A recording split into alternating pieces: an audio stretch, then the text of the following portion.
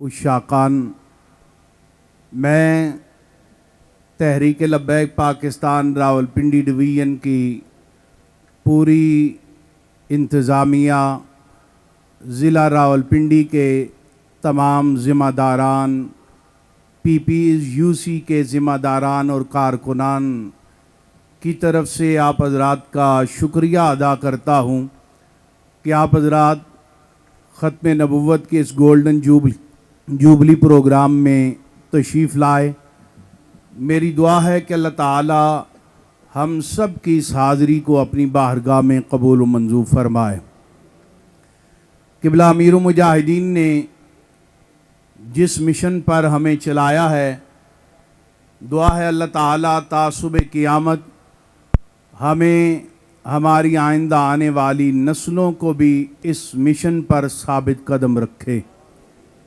گزشتہ 10-12 دنوں سے عارضہ قلب میں مبتلا ہونے کی وجہ سے میں شدید بیمار تھا، اور کل عصر تک تو بس یہی میری ذہنی کیفیت بھی تھی، بس ابھی گئے تو گئے، ابھی گئے تو گئے۔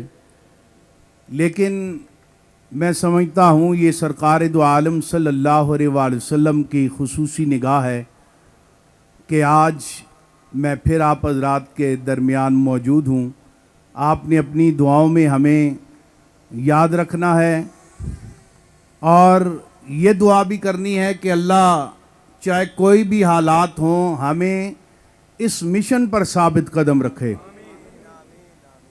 میں نہیں چاہتا کہ مر کر کبھی قبلہ امیر المجاہدین کا بھی آمنا سامنا جب ہو تو مجھے ان کے سامنے بھی شرمندہ ہونا پڑے۔ انشاءاللہ انہوں نے ہمیں جو سبق پڑھایا ہے ہم اسے اسی طرح بر رکھیں گے، اور ہماری دعائیں ہوں گی کہ ہماری اولادیں بھی اسی طرح قبلہ امیر المجاہدین کے لخت جگر کے قدم کے ساتھ قدم ملا کر چلتی رہے، اور ختم نبوت کا یہ جو عظیم گلدستہ امیر المجاہدین نے ہمیں دیا ہے یہ تا صبح قیامت اسی طرح مہکتا رہے۔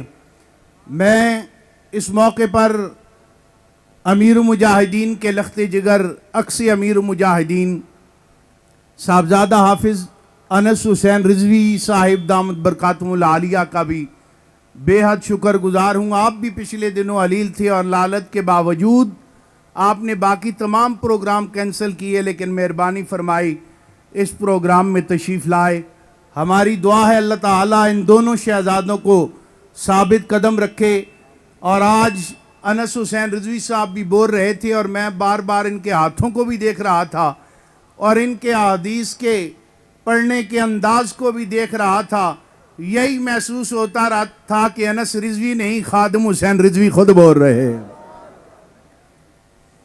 اور یہ مبالغہ آرائی کی بات نہیں۔ قبلہ امیر محترم غوث اعظم روڈ پر ایک آستانے پر تشریف لائے اور یہ گفتگو کر رہے تھے، اور میری آنکھوں سے آنسو جاری تھے بغیر کسی ترنم کے۔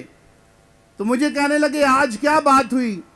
میں نے کہا میں نے بڑے آپ کے خطاب سنے ہیں، لیکن آج جو آپ نے خطاب کیا ہے کمال خطاب کیا۔ انشاءاللہ ان کی رہنمائی میں، ان کی قیادت میں یہ قافلہ اسی طرح آگے بڑھتا رہے گا، اور قبلہ امیر المجاہدین کا وہ جملہ آج بھی ہمیں یاد ہے کہ تحریک لبیک پاکستان میں جو اس غرض سے آیا ہے کہ میری عزت بڑھ جائے، میرا نام اونچا ہو جائے، مجھے شہرت مل جائے، میں پیسہ کما لوں، وہ کبھی فیض یاب نہیں ہو سکتا۔ لیکن جو حضور کی غلامی کے لیے آتا ہے سرکار پھر مالا مال بھی فرماتے ہیں، عزتیں بھی عطا فرما دیتے ہیں۔